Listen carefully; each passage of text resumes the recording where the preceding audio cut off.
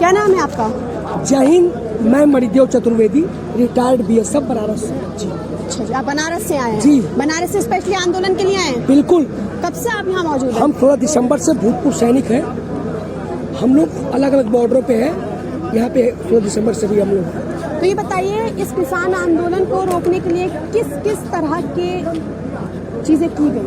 हथकंडे अपनाए गए, तभी इन किसानों को नकली किसान बताया गया, खालिस्तानी बताया गया, इवेंट की तरह चलाया गया। कभी लाल किले की बात करी गई, आज जो है कि हमारी बिजली काटी गई। कहीं न कहीं ये सारा चीज़ एक हथकंडा अपनाया गया, जो आंदोलन और भी मजबूत हुआ। कहते हैं कि ये भारतीय लोकतंत्र की खूबसूरती है कि फूल भी हुए हैं, खुशबू समंदर भी हुए हैं, और जब दुनिया ने सताया तो पत्थर भी हुए हैं।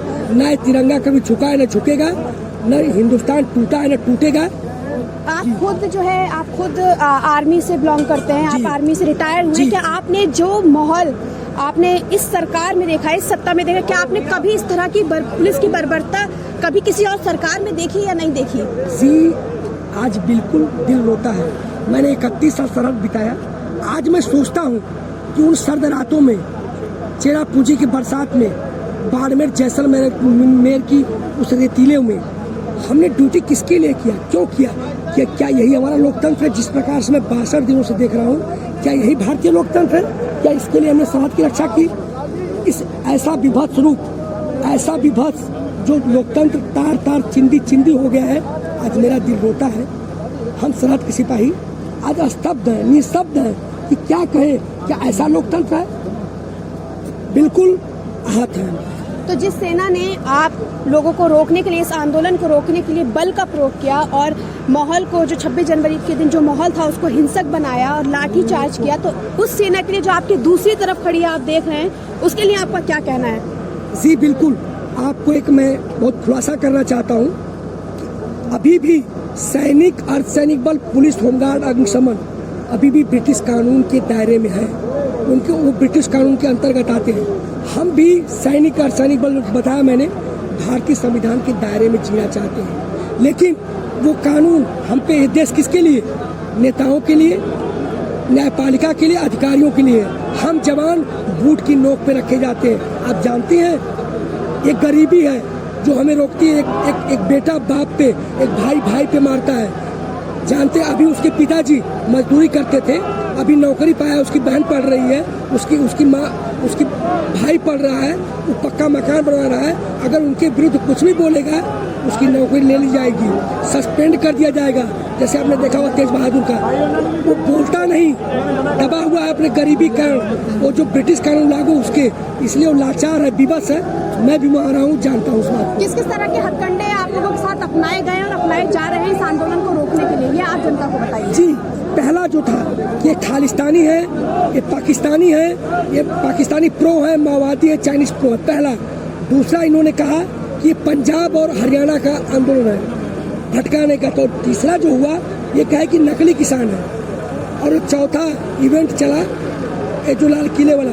मैं पूछता हूँ, जो राष्ट्र की धरोहर लाल किला है, उसमें से जो कि बिना इजाजत के परिंदा पर नहीं मार सकता, इजाजत की गया होगा, तो इजाजत किसने दिया? जहाँ की विशेषाधिकार के तहत राष्ट्रपति और प्रधानमंत्री उस झंडे को लहरा सकता है, तो कैसे गया? तो कहीं न कहीं हथकंडे इस आंदोलन को भटकाने के लिए किए गए, तोड़ने के लिए किए गए। लेकिन हमने कहा कि जब जब इस देश पर आतताइयों का आक्रमण हुआ, एकजुट हुआ है। आज कौन कहता है कि आसमान में सुराख नहीं हो सकता? एक पत्थर तो तबीयत से उछालो यारो।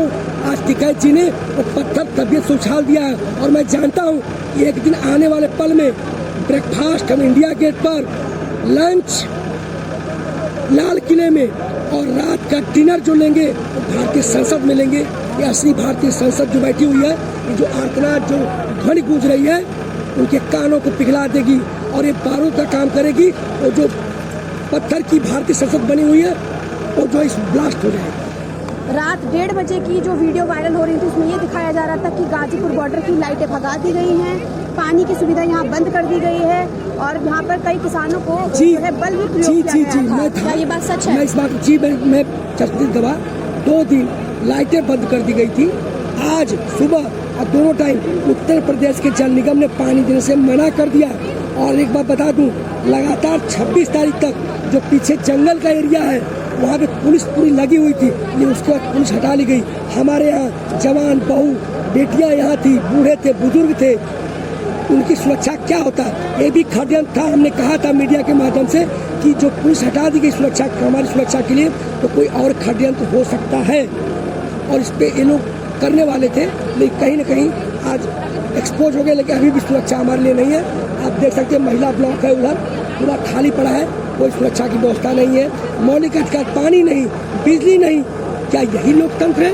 क्या हमने देश की सरहद पर इसीलिए वहाँ पे खड़ा हुए थे कि ये लोकतंत्र एक दिन देखना पड़ेगा? जो आपके नेता हैं राकेश टिकैत जी, वो उन्होंने ये कहा था कि मैं गिरफ्तारी कराने के लिए तैयार हूँ, उसके बावजूद क्या ऐसी वजह रही जो उनको अपना बयान बदलना पड़ा?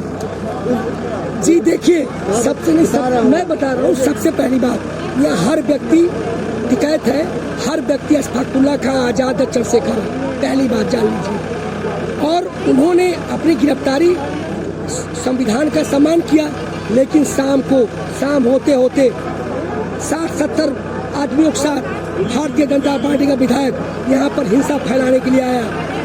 सबका जमीर जगह कि कैसा लोकतंत्र, उन्होंने कहा नहीं, हम इस चीज को नहीं मानते। उन्होंने अपना इरादा बदल। हम एक बार और आपका नाम जानना चाहेंगे और मणिदेव चतुर्वेदी, रिटायर्ड BSF बनारस से। तो देखा आपने, ये हमारे साथ चतुर्वेदी जी थे जो रिटायर्ड BSF बनारस से हैं, और किस तरह से उन्होंने अपना अफसोस इस सरकार और इस सेना के लिए जताया है कि वो भी इसी सेना का पार्ट रहे, लेकिन उन्हें बहुत अफसोस होता है कि क्या यही लोकतंत्र है? क्या इसी के लिए हमने सरकार बनाई थी? क्या इसी के लिए हम फौज में आए थे कि एक तरफ हमारा बाप, हमारी बहन, हमारी माएँ खड़ी होती है और हम उन पर लाठियाँ बरसा रहे होते हैं? क्या यही लोकतंत्र है?